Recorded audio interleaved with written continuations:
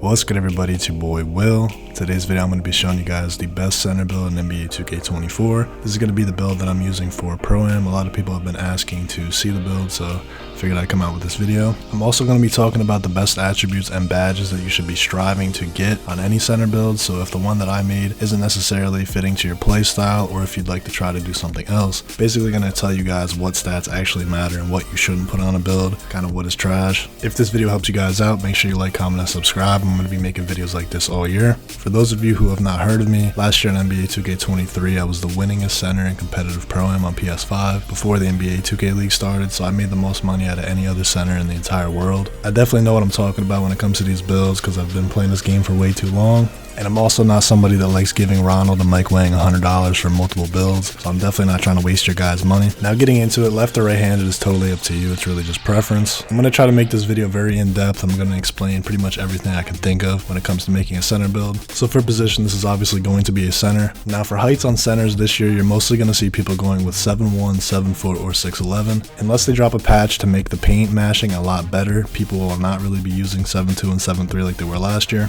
Right now in 2K, if somebody walls you up, even if they're way shorter than you, you're going to miss the layup like 9 times out of 10. Standing dunks are a little bit better than they were last year, but just mashing in general is a lot worse.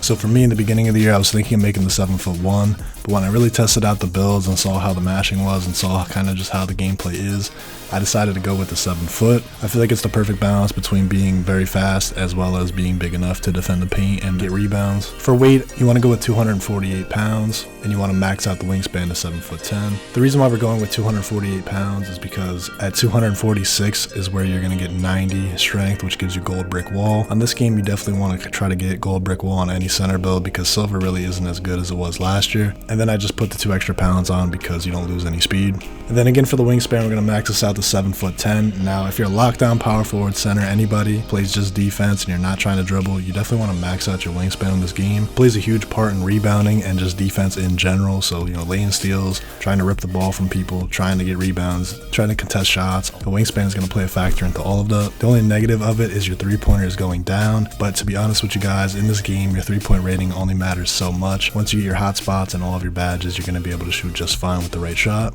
Moving on to the actual attributes, we're going to go down here to the physicals. Now on any center build, I would recommend you guys to max out the speed and pretty much any build in general. If you can get the speed up in 80 or as high as you can get it, you want to do that. On this 7-foot center build, you're going to have a 67 speed. You're going to be able to run around the court like crazy. Honestly, you can switch 1 through 5, especially when you're playing park. If you're not somebody who likes to play Pro-Am, you can still use this build in park, though it is mainly a Pro-Am build. For acceleration, you're going to want to leave this on pretty much any center build as low as you can get it to where your speed's not going to go down. And the reason for that is because acceleration doesn't actually affect your movement without the ball in your player's hand, so it doesn't affect how fast you start running like some people may think. Basically, it only impacts your first 3 dribbles with the ball in your player's hand, so how fast you burst forward when you start dribbling holding R2. Maxing this out is really not going to make a big difference that is noticeable, and you're not going to be dribbling the ball as a center to begin with, so it's just completely useless.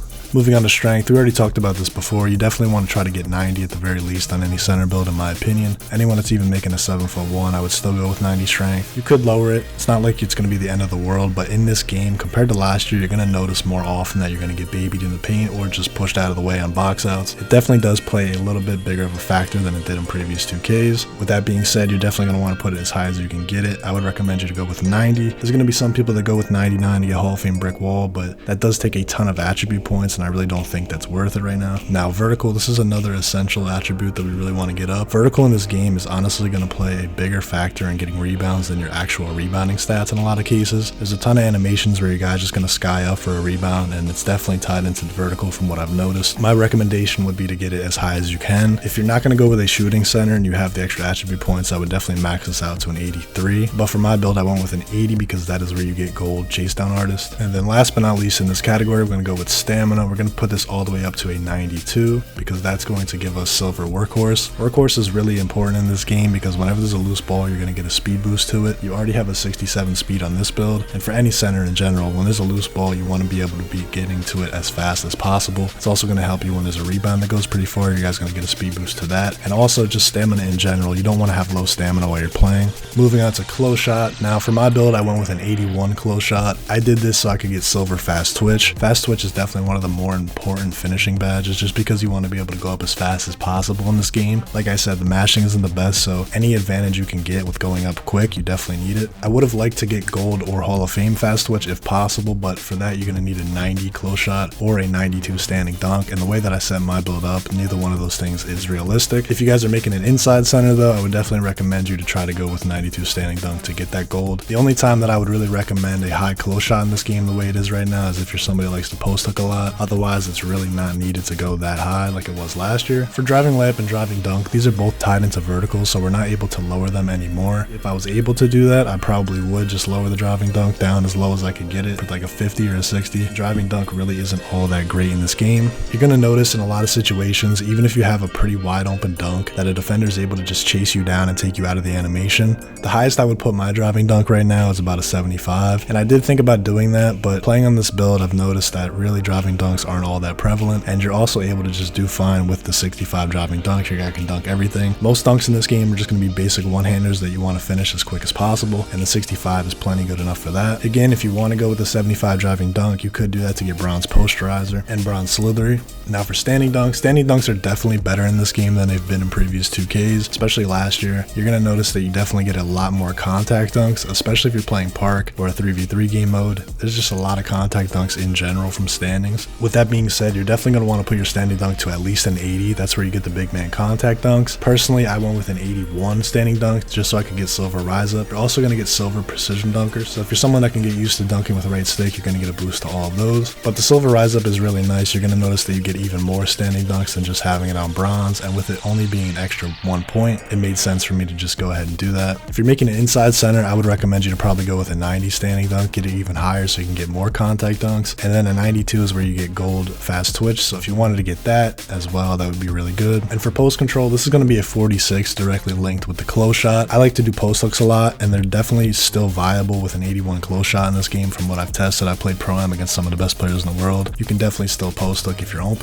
It is easier to get a contest, especially with you being only 7 foot, and just the contest system in general on post hooks in this game is a little more boosted than it was last year. It's easier to get a contest in general. So what I did here was I boosted this up to a 50. It's only 4 points, and that's going to give you bronze hook specialist. Now I haven't even unlocked this on my player yet because I haven't put up my post control stat, and I can still post hook without it on bronze. So it's definitely not necessarily needed, but I'm going to take any boost that I can get to post hooks, so that's why I went with it. And also the attribute points really weren't going to be that great anywhere else. Quickly to summarize all of our finishing badges on this build, we're going to have silver fast twitch, so we're going to be able to go up pretty fast in the paint. We're going to have silver fearless finisher, it's going to help us convert contact layups. Silver masher, this will activate on anyone 4 inches shorter than us. We're going to get bronze hook specialist, which is going to make it easier to post hook. We're going to get Hall of Fame pro touch, so if you're someone that can time your layups using the layup timing, this is going to give you a boost to that.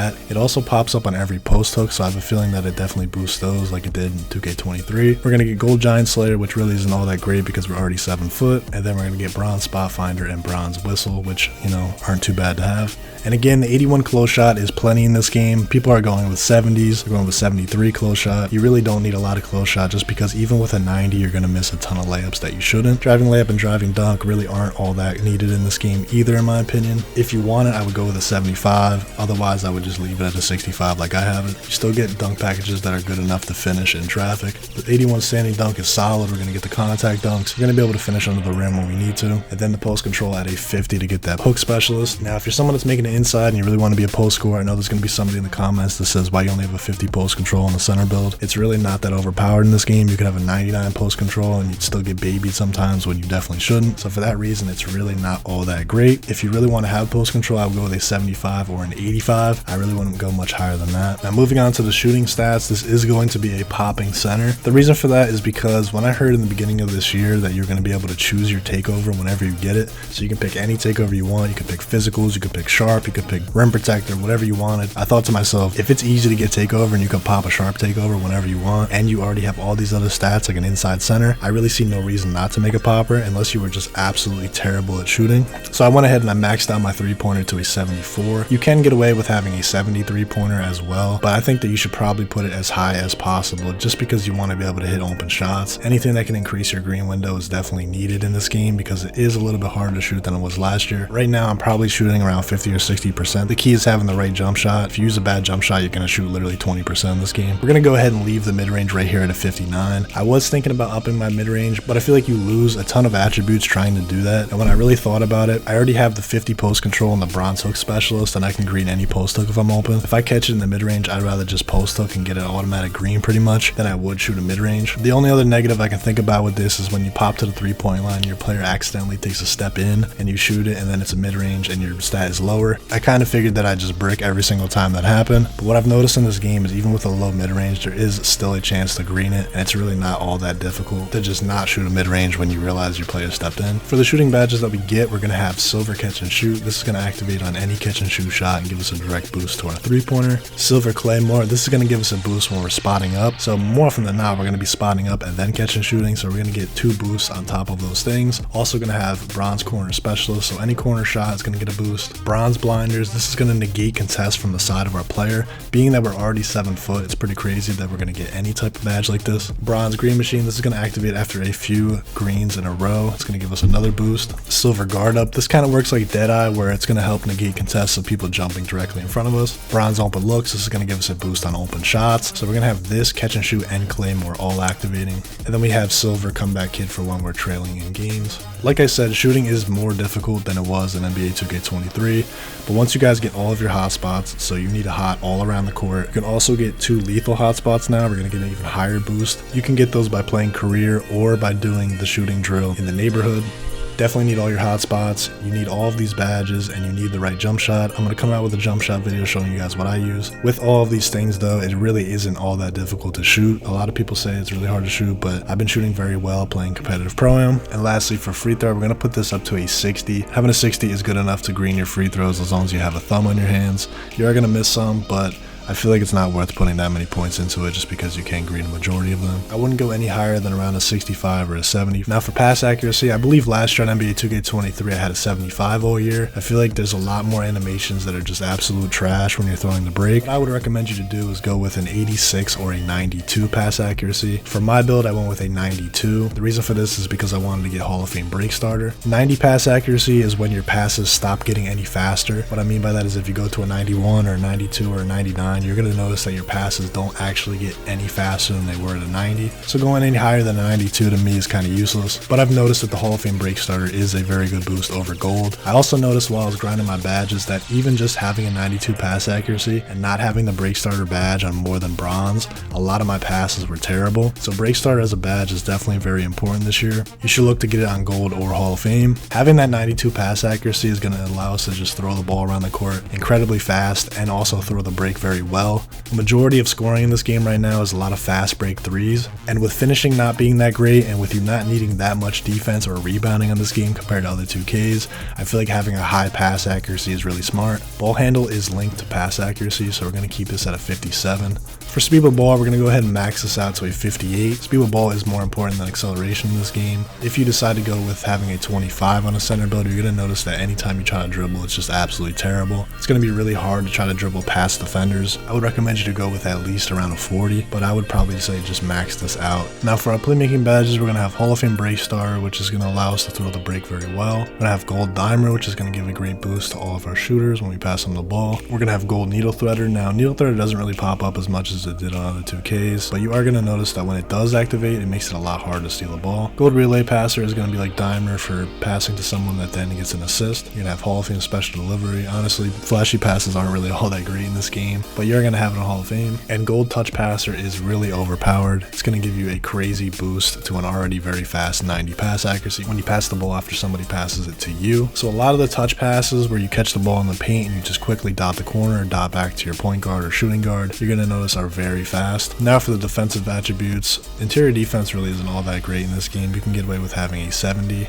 What I did for this was I went with a 77 because once you up your block to a 92, this is going to allow you to get gold anchor. A lot of centers in this game right now are just rolling with silver anchor or even bronze because mashing really isn't that great, like I've said, and it's easy to just get a hands up contest and make people miss. For perimeter defense, I went with a 58. I did that to get bronze off ball pest. I think having perimeter defense is pretty important in this game, at least to around a 50. At 58, you do get bronze off ball pest. You're going to notice that this helps you bump offensive players while they're running around without the ball in their hand. That's going to make it harder for them to cut backdoor. Perimeter defense does not affect your lateral quickness like it did in NBA 2K23, so for that reason I believe that is a little bit less important, but it is still going to affect your shot contests and your ability to defend point guards and smaller guards trying to blow by you. For steal, I put this up to a 60 to get bronze interceptor. I was thinking about putting it up to 70, but lanes in this game really aren't all that great. It is pretty hard to get a steal when you're standing even in the sweet spot perfectly. I wouldn't go with anything less than a 60 on any center build just because I feel like you need the bronze interceptor to even have a chance to steal the ball. For block, I went with a 92, that is to get gold anchor. You could also drop your block down to an 87 and put those points elsewhere if you wanted to, because silver anchor is plenty good enough in this game with the way that finishing is, and you're still going to be able to get a crazy amount of blocks. It's really not that big of a deal to lower it, and then you could also put down your interior defense to put extra points into whatever you wanted. But for the sake of what I made, I went with a 92 block. I feel like there is a chance that they might buff the paint at some point during the year if enough people cry about it, so I want to have as high of a block as I can get. For offensive rebounding, I put this up all the way to a 93. That is going to give us Hall of Fame box out beast. I didn't want to go with a 99 rebounding only because it costs so many attribute points to get, and I feel like having all these other well-balanced stats, you really don't need to have it at a 99. If you're going to make an inside center, then you could definitely go with a 99 because it is for sure better than having a 93. But with the 93, you're going to notice that you're able to get a lot of offensive rebounds regardless, and I feel like it doesn't matter as much as it did in prior 2Ks. For defensive rebounding, I put this up to an 86. Now you can really get away with having an 80 defensive rebounding in this game, but I feel like you should probably try to get an 85 or an 84 at the very least. I wouldn't go with anything more than a 90 on defensive rebounding. Really think it's not that important with it being that you're mostly going to be guarding the corner in any 5v5 game, and your power forward's going to be boxing out, and all you have to do is come in for the rebound. So this is the exact build that I'm going to be using for a while playing competitive Pro-Am. After using it against some of the best players in the world, I'm just going to real quick talk about what I might change if I were to switch it up. For the pass accuracy, I feel like having 92 pass accuracy is awesome. I really wouldn't want to go with anything less than an 86 if I could lower it. I think that I would still just stay with the 92 because I'm able to throw the break so well. The 3-point shot in the beginning when I didn't have the right jump shot on was terrible, but now that I have the right shot on that I can actually hit with,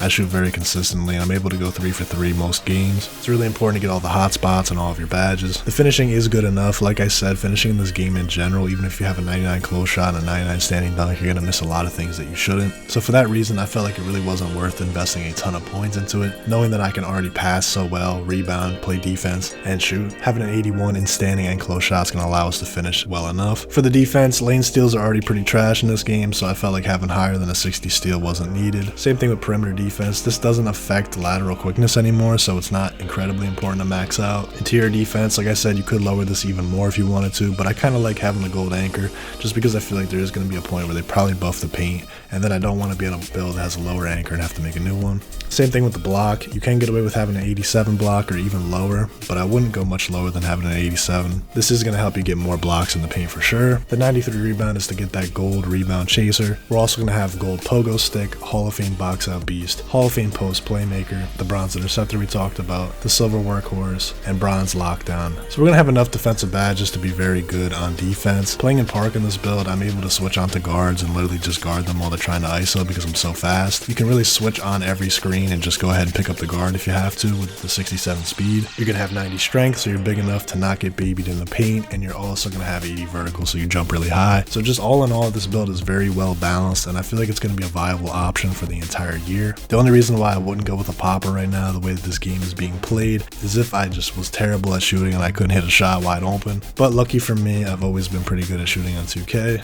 So there you guys have it. This build is going to be called a break starter. Obviously, these shades aren't all that great, but then again, I could say shades of Kwame Brown. I really wouldn't care. I'd still make this build because it's one of the best you're going to find. I hope this video helped you guys out. You've been asking for it for a while. Now it's time to finally bring it out. Appreciate you so much for watching. Make sure you like, comment, and subscribe. It's been your boy Will. Peace.